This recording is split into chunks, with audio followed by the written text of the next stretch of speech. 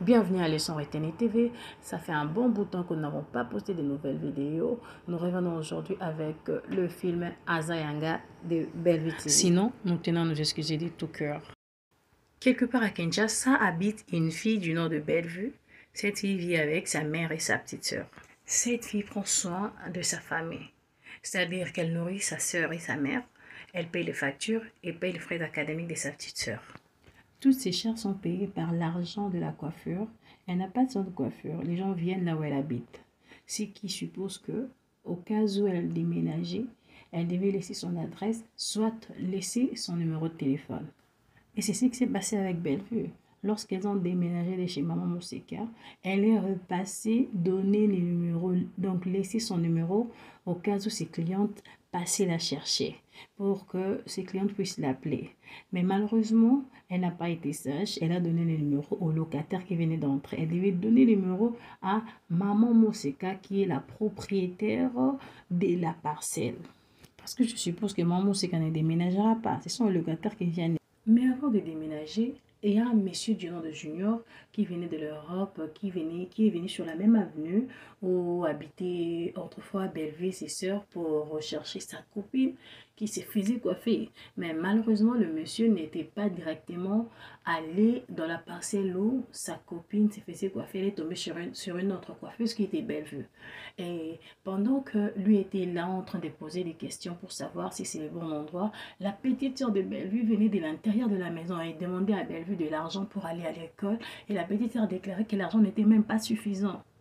C'est comme ça que M. Junior était intrigué. Et il a demandé à Mme Bellevue, c'est avec cet argent que vous vivez? Il a posé une question, il a été très curieux. Et il est parti avec une bonne image de Bellevue. L'occasion faisant les larrons, Junior a son ami avec qui il vit en Europe du nom de Bobo, qui vit avec une fille du nom de Mimi, et cette fille ne respecte pas Bobo. Et du coup, Junior s'est dit que ça c'est une occasion. C'est comme ça qu'en son retour en Europe, Junior ira parler des Bellevue à Bobo. Mais malheureusement, Junior n'avait pas eu le nom de Bellevue, non plus le numéro de Bellevue. Et je vous signale, comme je vous ai dit au début, que Bellevue n'avait pas laissé son numéro à Maman Mousseka, qui est la propriétaire de la parcelle. Elle a laissé son numéro aux locataires qui sont venus remplacer dans la maison où elle habitait. Et qui sont ceux qui sont venus remplacer dans la maison? C'est Aziza, l'épouse, Monsieur JR, l'époux, et les deux petites sœurs de Monsieur JR qui sont Mucho Pirosine et Naomi Lofonkenda. Est-ce que vous voyez déjà la chose venir? Vous voyez la chose venir? Junior parle à Bobo de la fille qu'elle a vue à Kinshasa. C'est une fille battante. Elle prend soin de sa famille. Déjà, plus que c'est de bruit, je crois que elle serait une bonne femme pour toi.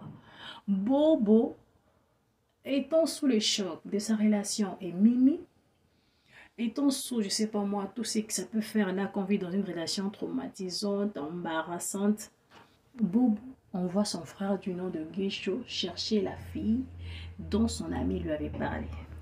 Guiche se rend à l'adresse donnée pour chercher la coiffeuse dont il n'a pas de photo, il n'a pas de nom, il n'a pas non plus de numéro de téléphone. Ces trois éléments-là. Il tombe sur Naomi Lofonkenda et Rosile Muchopi qui saisit cette occasion-là pour se présenter comme étant la coiffeuse que l'on cherchait. À ce niveau, qui devons-nous condamner à ce stade? Est-ce Bobo? Est-ce Junior? Est-ce Guicho? Après la rencontre entre Guicho et Rosine, Bobo a envoyé sa famille voir la famille de Rosine Muchopi, qui est, soi-disant, entre guillemets, la coiffeuse dont Junior lui avait parlé.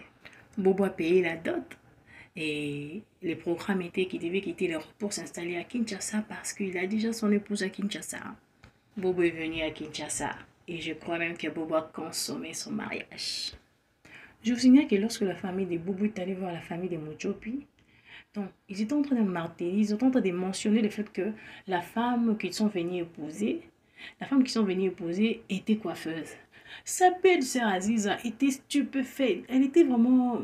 Donc, ces mots-là la retenaient, quoi. Ces mots-là la retenaient. Mais le grand frère, vous voyez, les hommes, parfois, ils laissent passer certaines choses comme ça. Hein?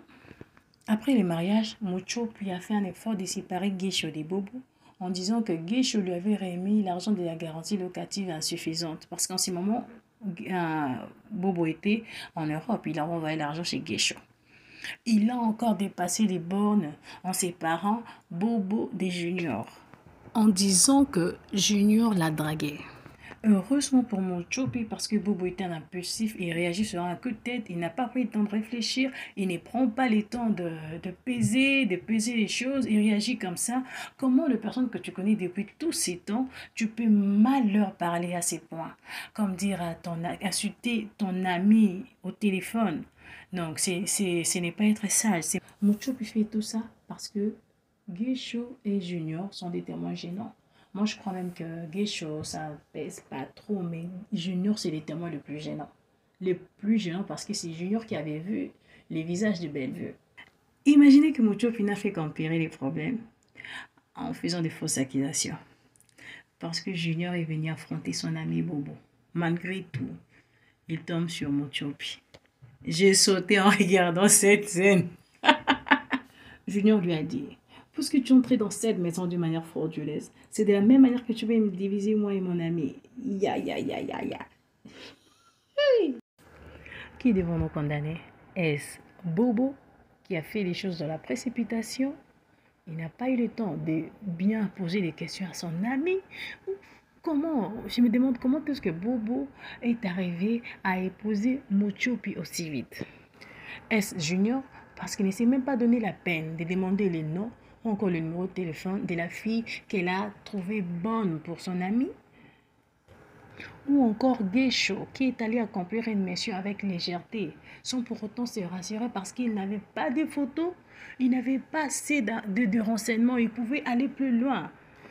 C'est Naomi Lufakenda que nous devons condamner parce qu'elle est complice de sa sœur. Elle connaît le problème du début à la fin.